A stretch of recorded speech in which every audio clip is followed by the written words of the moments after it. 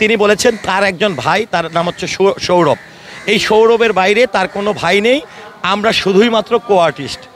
হ্যাঁ, কো-আর্টিস্ট। তারপরে তিনি আরেকটি কথা বলেছেন, আমি লিখেছি অনেক শ্রদ্ধা আপু, আমার মেসেজটি আছে, অনেক শ্রদ্ধা আপু। তারপরে তিনি বলেছেন সনি মনে থাকবে, তুমি ভুলেও কখনো কোথাও বলবা না আমি তোমার বোন, তোমরা শুধুই মাত্র কো-আর্টিস্ট, আর নির্বাচন শেষ, এখন তোমাদের সঙ্গে আমার সব শেষ।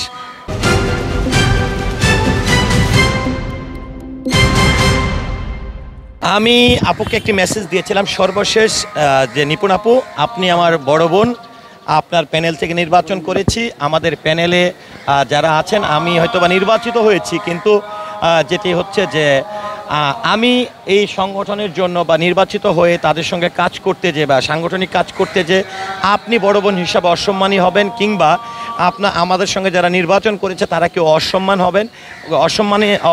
হবেন এমন কোনো কর্মকাণ্ডের সঙ্গে আমি যুক্ত হব না, সেটা করব না। তিনি আমাকে স্ট্রেট একটি কথা বলেছেন, তিনি বলেছেন তার একজন ভাই, তার নাম হচ্ছে সৌরভ। এই সৌরভের বাইরে তার কোনো ভাই নেই, আমরা শুধুই মাত্র কো-আর্টিস্ট। হ্যাঁ, কো-আর্টিস্ট। তারপরে তিনি আরেকটি কথা বলেছেন, আমি লিখেছি অনেক শ্রদ্ধা আপু, আমার মেসেজটি আছে, অনেক শ্রদ্ধা আপু। তারপরে তিনি বলেছেন সনি মনে থাকবে, তুমি ভুলেও কখনো কোথাও বলবা না আমি তোমার বোন, তোমরা শুধুই মাত্র কো-আর্টিস্ট, আর নির্বাচন শেষ, এখন তোমাদের সঙ্গে আমার সব শেষ। তো আমার কথা হচ্ছে, আপনি আমাদেরকে নিয়ে ক্যাবিনেট সাজালেন, আপনি যদি মনে করেন আপনি সবার জন্য নির্বাচন করেছেন, তাহলে তো সবার সমর্থন নিয়েই আসলে আপনার বিভিন্ন পদক্ষেপগুলো নেওয়া উচিত। কারণ সব কিছুর ঊর্ধ্বে আজকে নেতৃত্ব নেই বা সাধারণ সম্পাদক নেই, কিন্তু আপনি তো একজন শিল্পী, অনারেবল পার্সন, 2বার জাতীয় চলচ্চিত্র পুরস্কার পেয়েছেন।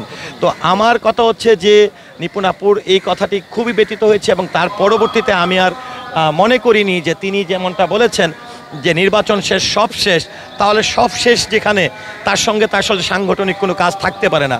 আর শিল্পীরা যেহেতু আমাকে ভোট দিয়ে বিজয়ী করেছেন, হ্যাঁ, আমাকে সেই স্নেহটা দিয়েছেন, তাদের প্রতি আমি দায়বদ্ধতা আছে, তাহলে আমি কেন চুপ করে বসে থাকবো, আমি কেন সংগঠনের জন্য কাজ করব না?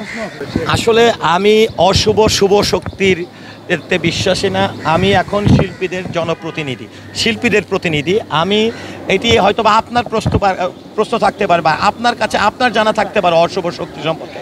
আমার কাছে অশুভ শক্তি বলে কোনো কিছু জানা নেই, কারণ আমি মনে করি আমি যেরকমটা শিল্পী, যখনই আমি সংগঠনের বা নির্বাচিত কমিটির বাইরে, তখন নিপুণ আক্তারের যে অবস্থা আমার একই অবস্থা।